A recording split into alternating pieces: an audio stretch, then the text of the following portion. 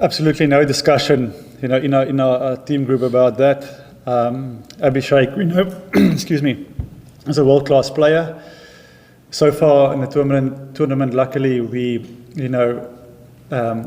there's been guys standing up with Abhishek, obviously not scoring the runs he would like. But we go into a very important phase of the World Cup now, and I'm pretty sure he's gonna deliver. Not so much just for the team, but also for for all the viewers watching the game, because he's entertaining, and we love to see that. So I'm pretty sure he's hitting the ball well in the nets. It's just a matter of getting that start and getting his innings going. One thing that we work hard on is our fielding. We know the importance of the catches. Wherever we can cut down angles, to stop the twos, to stop any boundaries. But catching is definitely going to play a big part now in the business end of the tournament. And unfortunately, no catch is an easy catch, and the boys are putting the yards in and catching a lot of balls. But that's definitely one of our key focus points, is to really even go for those 50-50 ones.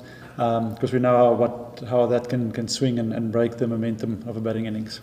Yeah, definitely. We discuss options in terms of how we're going to approach our bowling innings against different teams. I think it's important to stay awake and to keep on looking for ways that we can strike better, and where we can have guys attacking specific batters. That's good game awareness. Looking forward to this game on Sunday. We know that their top order gives them that momentum. Quinton and then Aiden up front is in good form, and they're hitting the ball very well. So we will definitely put our best foot forward to try and get those early wickets up front. That's always the plan, but it's how we go about things. And that for me is getting the ball in the right area, is really summing up the conditions quite well. And then from there be tactically smart in terms of how we go with our field setting. So there's a lot going into that. But in terms of staying one step ahead, being prepared, I can promise you we leave no stone unturned with that. With Shivam, I think any bowler, we like confidence. You want to feel the backing. And, this journey started almost more than a year ago, where we've given him responsibility to bowl for us in Dubai. I can take you back to Dubai to bowl the first over. And I think as soon as you feel in that environment, or you feel that you get backed by first the captain, the coach, the staff, from there life becomes a little bit easier. You don't have to try and prove yourself. You don't have to try too hard. He's got a lot of skill with the ball, with variations. I believe when I catch to him, he hits the mid quite hard. And for him, it was just a matter of building that confidence and then polishing up when to use his variation. I think he's he has a very good understanding of conditions. He can read the conditions very well. And as a power hitter, himself, he will work out what is the hardest and toughest ball to bowl. So I think having that game sense and just giving him the backing, and to say, listen, if you go for the boundary, it's okay. You're a potential guy that can pick that wickets for us. You can bring us control with the ball in terms of his execution is very good. And we slowly just developed that and gave him the confidence. And there were some times where I could see him walking off the field, disappointed not having a bowl, and that for me was great. Great to see. He's hungry to do that. So credit to him for working hard on his game and wanting to improve that all-round part of his game, because it's important. It gives us options. If the ball is skidding on for the spinners, and the spinners are under pressure, he's the perfect guy to come up and bowl 2 overs. So it's a nice luxury to have him confident and bowling well. The conversation with the spinners, it's a pretty straightforward one, to be honest with you. I think they've been so successful in IPL. They know their art, they know their craft. For us, it's just for me, it's just important to putting the work behind the scenes of video footage. Okay, looking at how players potentially gonna match up against them, how they're gonna play. Just to keep on freshening up those ideas, because these guys play so much against each other. It is important to try and find that 1, 2, 3% where you can start your bowling innings. How am I going to finish my over? What is the batter looking to do against me? So if I can keep that thinking part of the spinners still operating, and for them to be sharp and to be ready for the next play, the skill is there, the execution is there. So it's just about that alertness and just trying to be one step ahead in terms of what's going to come. It's obviously a strike bowler for us. He's done really well in the World Cup so far, and even before the World Cup, he is the go-to guy for us with Bumrah, with all those other guys other bowlers that can take wickets. But also you need guys to set the tone up front. You need your other 3-4 guys to create that pressure, to bowl together in partnerships for Varun to really be I wouldn't say effective, but to help him out. It's like a top order batter. I think sometimes he also feels the pressure that he wants to try too many things, and he wants to be the guy to break the partnership or to put us on the front foot, to give us that momentum. And it's important to have those conversations for him, to just not to try and rush it. Things will happen if he lands the ball, if he bowls the right pace. So it's also important for him to understand that he's not alone on the field, and I think has been good for us so far, to get that bowling group, a unit around him, and they work well together. In terms of his preparation, he's a student of the game, I can say that. He's one guy that will do extra work analysing batters. He's very specific on the video footage when we do what this batter is going to do. He asks us a lot of questions. So I think he's like a student that walks into the room and he's prepared for the test match, and he goes out for the test, and he goes out and writes the test, and he's passing those tests more than other times. But saying that, well organised, well planned guy, trains well, trains specifically, for certain batters he wants to target. So very professional about the game. That's been sort of the makeup of a team going into the World Cup. We were going to be heavy with left-handers, but if you look at those left-handers, they are aggressive players, and I think those bowlers will have sleepless nights bowling to them. That's the way we set up at the moment. I do feel once we get going again, we find that flow that we're going to put bowling units under a lot of pressure. So yes, I'm pretty sure they're going to do a lot of planning. They'll think of ways to take the ball away from the left-handers up front. But at the end of the day, I think we've got enough skill there, with those guys to come up and take those challenges on. And in terms of myself and Albie, I saw him now when I arrived at the ground briefly. Good to see him, but yeah, we haven't spoken much, to be honest, since the warm-up game in Navi Mumbai. The most important thing is yes, there's a blueprint. Plan A is we want to take spin on.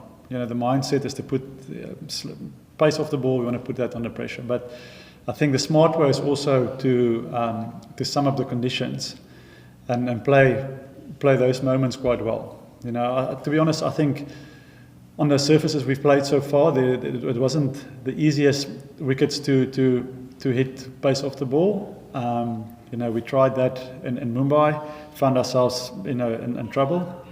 So I think that the important thing is that we know we can always, if we have some sort of platform, we can catch up at the back end. And to credit to the team that yes, we maybe haven't dominated spin as we would have liked, but that's around the corner on a surface that we find our flow, like I said earlier, that will happen.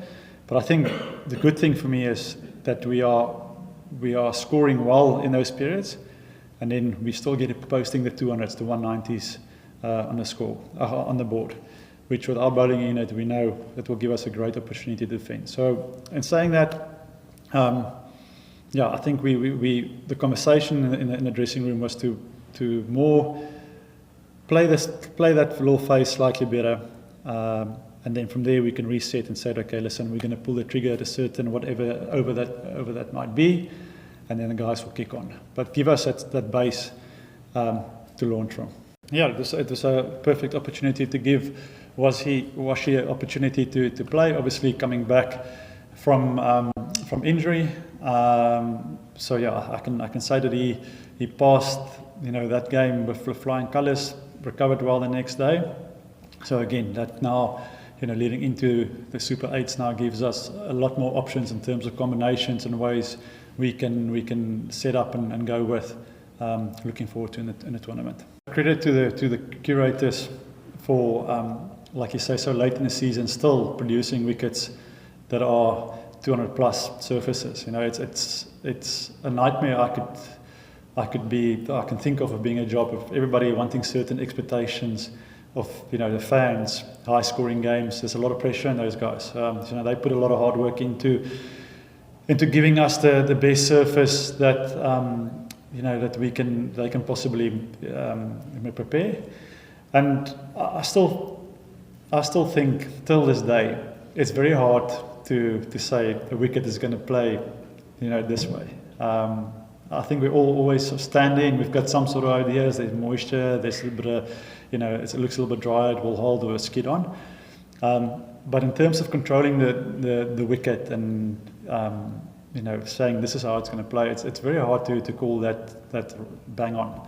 So that's why for me it is so important that you have guys that one can sum up the conditions quite well. But the importance of that is to then communicate what is a pass score, what is the type of balls that we want to bowl here on the surface. And I think so far this tournament we've done that really well, with batting and bowling. Bar the one game the first game where I think, it wasn't a 200 plus surface, it was maybe a 170 surface, and we went out a little bit too hard at the start. But again, that was the learning. So every game there's been learning so far, and I think that's the beauty about this game, is that there will be learning from the surface every time. Look, I think at the moment they are a team that's full of confidence. They played a fantastic sort of first phase of the World Cup. They've got guys at the top that's in form. So in terms of weaknesses, there aren't many. I think for us it's going to come down on the day of how well we can execute with the bat and ball. The toss is obviously 50-50. You've got no control over that. So you will put that aside and not even make that a focus point. But I think it's going to be world-class players up against each other. The likes of Bumrah to De Kock or Markram and Arshdeep Singh or whoever's going to play. It's going to be a mouth-watering thing. It's a mouth-watering event. So I don't think there's on both sides you can point out any weaknesses. It's going to be on the day who can handle the situations better, who can read the conditions well, who can stay calm under pressure. Because there will be pressure moments. Who can absorb when a team is sort of off to a flyer with a bat. It's those sort of important parts of the game that we sometimes forget. That's going to be key. I think that's part of being a professional in your craft. You're going to face different conditions, different challenges. Some days you're going to have a crosswind, sometimes you're going to have a good surface, sometimes you're going to have a tricky surface. And that's one of the things that you always work on, adaptability. That's why at training, we tell the guys that it's not all about hitting 65 sixes. There's going to be a period that the wicket might be a bit tacky or the wicket might be a bit dry. So can we turn boundary hitting into running more twos? Can we maybe, if the wicket is tricky, can we hit the ball on the ground, scoring fours instead of sixes? So all those things go into our planning, into our preparation. Because you just can't call what the wicket's going to do on the day. So I think that's an important part of that, is to not have just tunnel vision and be one-dimensional. It's going to be a flat wicket. We're going to try and score 300 or 250 every game. yes, the mindset is there to do that, to have the body language, to have the aggressiveness to take the bowling on, but still have that smartness about how you're going to construct and how you're going to put a score on the board. I think it's crucial. I still think regardless of the wicket, you're still under pressure.